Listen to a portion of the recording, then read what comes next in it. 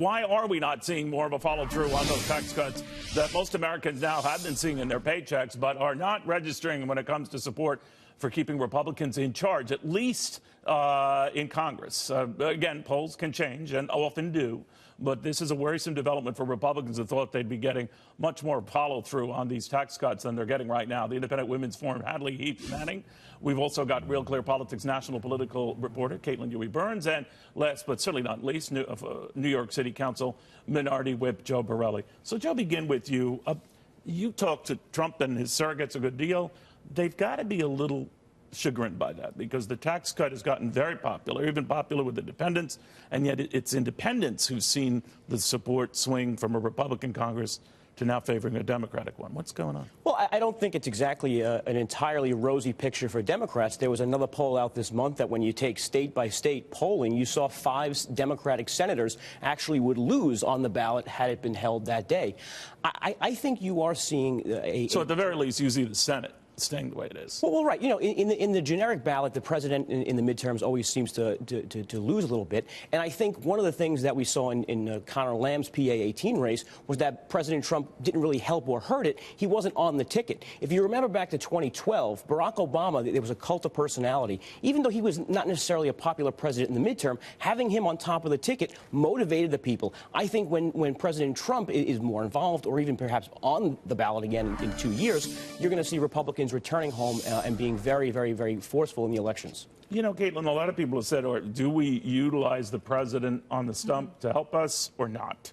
What do you think after the Lamb situation? It completely depends on where you are. You mentioned the Senate map is very different from the House map. If you're a Republican senator, we're seeing those senators running towards Donald Trump, hoping that he'll motivate the base in those states because you have lots of Democrats up for re-election in states that Trump won. On the House side, it's very different. The path for Democrats to take over the House runs through New Jersey, New York, California, places in Colorado and elsewhere. Where I think take the House?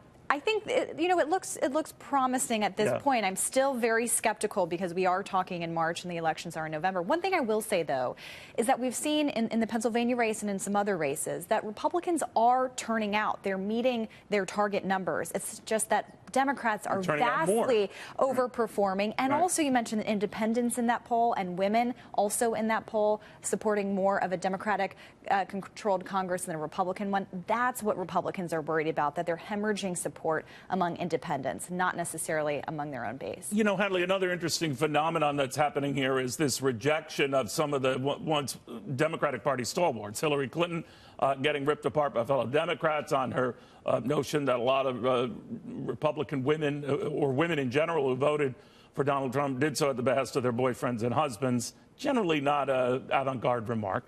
But you also have growing concern that Nancy Pelosi, in the words of drag for the party, her approval numbers have gone down into the high teens, low 20s, record low numbers there. So it's not an across-the-board all Democrats all the time. There are some Democrats they don't want to deal with any of the time, huh? That's right. I think it would do both parties well to get some fresh blood, to get some new leadership, to get some new faces, new names on the ballot. But when it comes to midterms, 2 points. Caitlin and Joe have already touched on this, but we don't elect a Congress nationally. We do it district by district or state by state in the case of the Senate.